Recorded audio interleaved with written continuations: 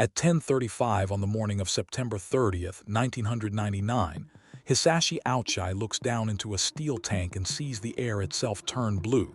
It lasts less than a second. A flash, cold, silent, the color of a swimming pool at night.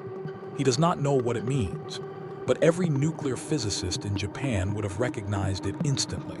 It is Cherenkov radiation, the visible signature of a criticality event, a self-sustaining nuclear chain reaction, the same physics that powers a reactor, happening 18 inches from his face, in an ordinary stainless steel bucket, in a building with no blast doors, no automatic shutdown, no warning alarm.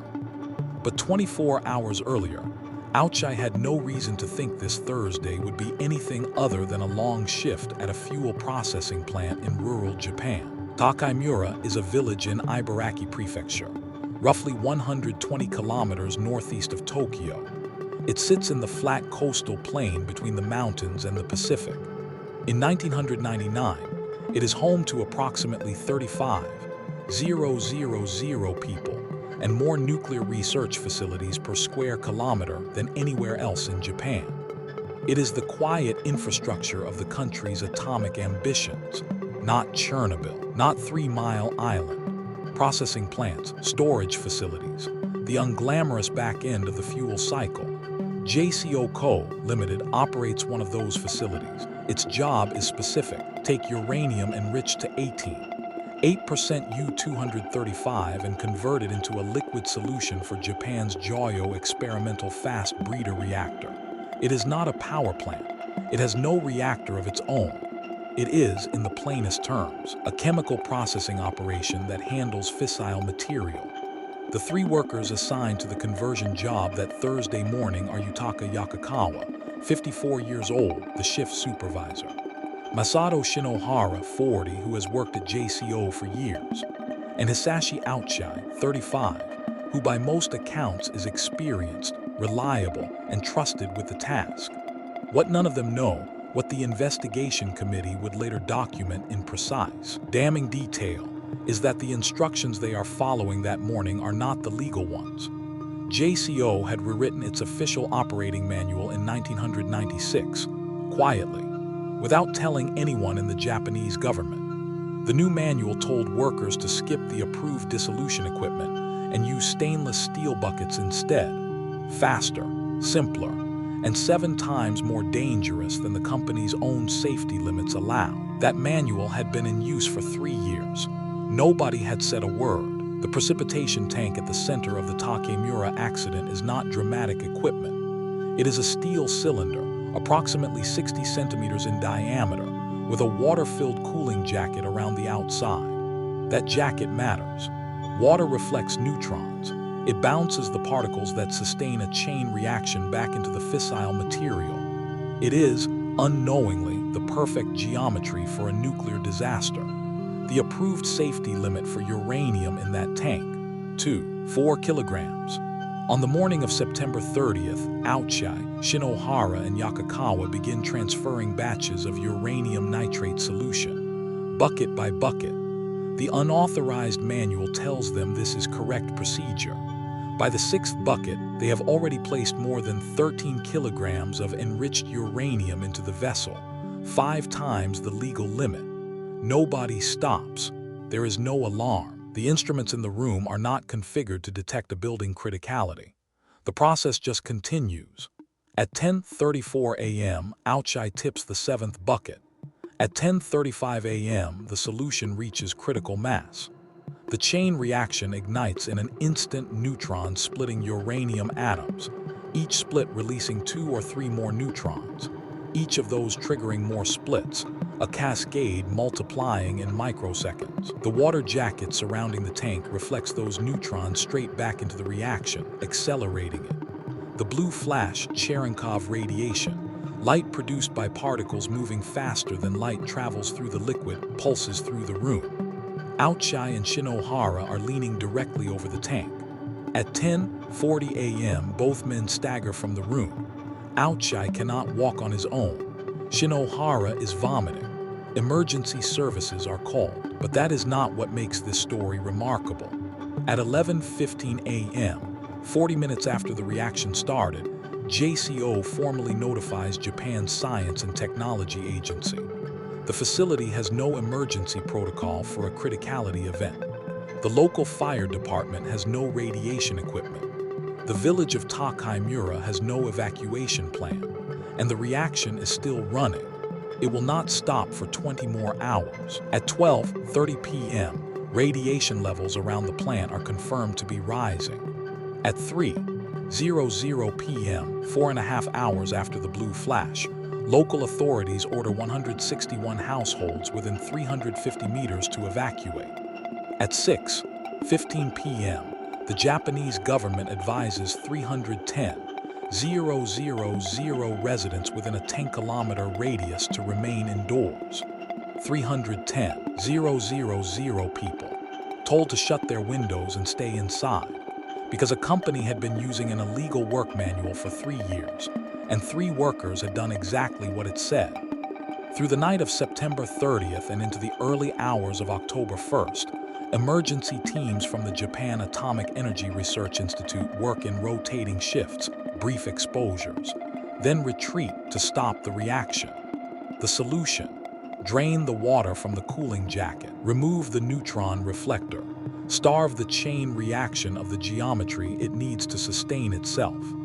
At 6:15 a.m. on October 1st, 20 hours after it began, the criticality ends. In the days following the accident, 49 workers and emergency responders are confirmed to have received some degree of radiation exposure.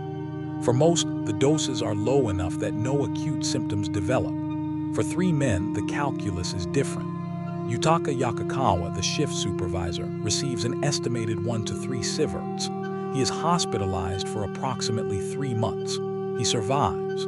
Masato Shinohara, 40 years old, receives approximately 10 sieverts. The threshold for near-certain death without aggressive treatment is 6. He is transferred to the National Institute of Radiological Sciences in Chiba, where doctors fight for months to sustain his body against catastrophic damage to his blood-forming organs. Shinohara passes away on April 27, 2000, 211 days after the accident. Hisashi Ouchi receives approximately 17 sieverts. No human being in a documented criticality accident had ever survived a dose that high for more than a matter of hours. He lives for 83 days. His treatment at the University of Tokyo Hospital becomes one of the most extensively documented cases of acute radiation syndrome in medical history. His chromosomes are essentially destroyed. He receives repeated transfusions, skin grafts, and 3 separate umbilical cord blood stem cell transplants in a desperate attempt to reconstitute his immune system. At some point during those 83 days, according to accounts documented by journalist Minoru Yakoda, Ouchi tells the medical staff, "I can't take it anymore. I am not a guinea pig." Hisashi Ouchi passes away on December 21, 1999. He was 35 years old. The investigation committee appointed by the Japanese government publishes its findings within months of the accident. The conclusions are methodical, documented, and devastating. The immediate cause: workers poured 6 kilograms of enriched uranium into a vessel with a legal safety limit of 4 kilograms, nearly 7 times the approved amount.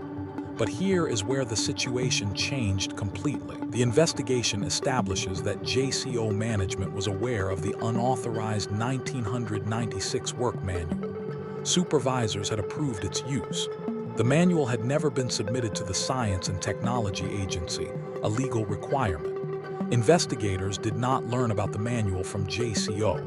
They found it themselves in the plant during the inspection. JCO Co. Limited is charged with professional negligence resulting in death. The company is convicted. The fine: 1,000,000 yen. At the 1999 exchange rate, that is approximately $10,000 US dollars, for 2 men's lives and the contamination of an entire region. 6 JCO managers and employees received suspended sentences and fines. The criminal proceedings are widely criticized by Japanese legal scholars as insufficient. The maximum penalties allowed under existing law at the time were simply not written for an accident of this kind. The answer, the one that took the full scope of the investigation to reach the public, was that Tokaimura was not a freak accident. It was the foreseeable endpoint of a system designed to prioritize production over safety and a regulatory structure that had never been designed to catch it. In December 1999, less than 3 months after the accident, Japan passes the Act on Special Measures Concerning Nuclear Emergency Preparedness. For the first time, Japanese law establishes a clear legal framework for nuclear emergencies, who declares 1.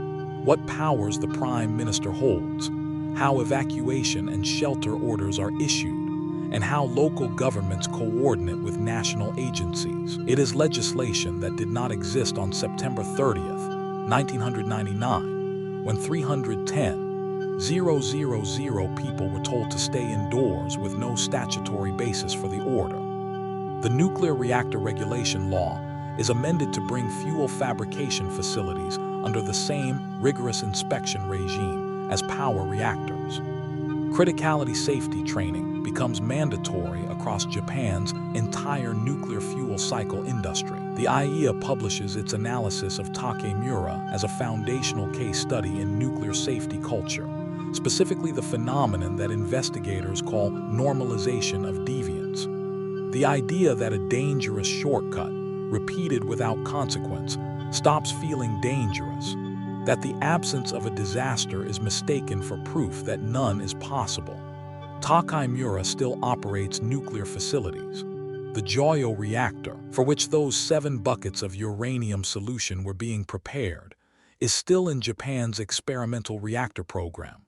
What changed at Tokaimura is documented in legislation. What did not change, the gap between the rules on paper and the work being done on the floor, is the question that Japan would face again, at a much larger scale. On March 11, 2011, the blue flash that Hisashi Ouchi saw on a Thursday morning in 1999 lasted less than a second. The investigation it triggered took years. The laws it produced are still in force today. If Tokaimura stayed with you, the Goiânia accident in 1987 follows the same thread. A radioactive source abandoned in a Brazilian city, picked up by scrap workers who had no idea what they were holding. 4 people lost their lives before the contamination was contained. That episode is on the channel now.